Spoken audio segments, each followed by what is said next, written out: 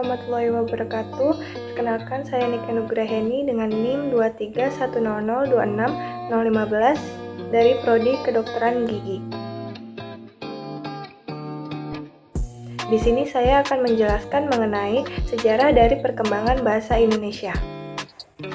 Bahasa Indonesia bersumber dari bahasa Melayu yang sejak zaman dahulu sudah menjadi bahasa sehari-hari atau lingua franca. Dan bahasa Melayu digunakan hampir di seluruh Asia Tenggara.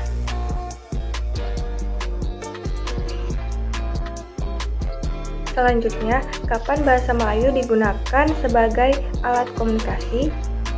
Jadi, bukti bahwa digunakannya bahasa Melayu sebagai alat komunikasi adalah ditemukannya prasasti-prasasti, yaitu yang pertama adalah prasasti Kedukan Bukit di Palembang pada tahun 683 Masehi, yang kedua adalah prasasti Talang Tuo di Palembang pada tahun 684 Masehi, yang ketiga adalah prasasti Kota Kapur di Bangka Barat tahun 686 Masehi, yang keempat adalah prasasti Karangbrahi di Jambi tahun 688 Masehi.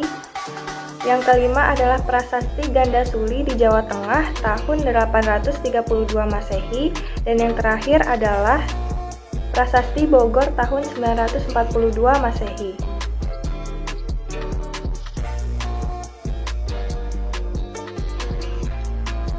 Selanjutnya adalah isi prasasti.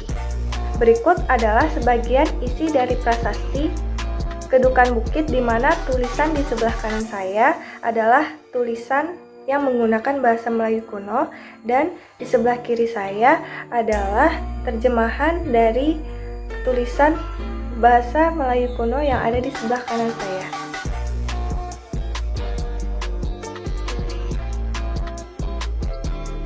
Selanjutnya adalah fungsi dari bahasa Melayu pada zaman Sriwijaya, diantaranya adalah sebagai bahasa kebudayaan, buku aturan hidup, sebagai perhubungan antar suku, sebagai bahasa perdagangan, dan sebagai bahasa resmi kerajaan.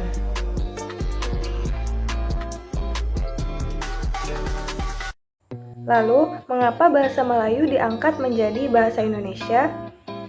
Alasan yang pertama adalah semua suku menerima bahasa Melayu diangkat menjadi bahasa Indonesia. Lalu, bahasa Melayu juga sudah menjadi bahasa sehari-hari atau lingua franca dan bahasa perdagangan.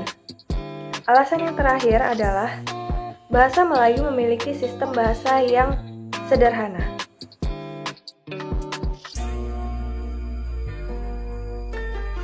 Selanjutnya adalah kapan bahasa Indonesia diresmikan?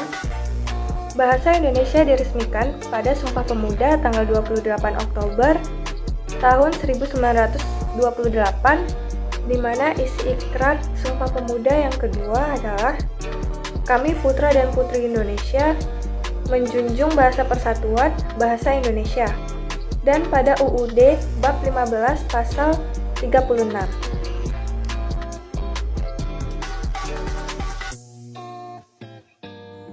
Yang terakhir adalah fungsi bahasa Indonesia. Fungsi bahasa Indonesia ada dua, yaitu sebagai bahasa nasional dan sebagai bahasa negara. Fungsi bahasa Indonesia sebagai bahasa nasional adalah sebagai lambang kebanggaan kebangsaan, sebagai identitas nasional, dan sebagai alat penghubung masyarakat dari berbagai suku dan daerah. Selanjutnya, fungsi bahasa Indonesia sebagai bahasa negara yaitu sebagai bahasa resmi kenegaraan, sebagai bahasa pengantar akademik, sebagai alat perhubungan tingkat nasional, dan sebagai pengembangan kebudayaan dan iptek.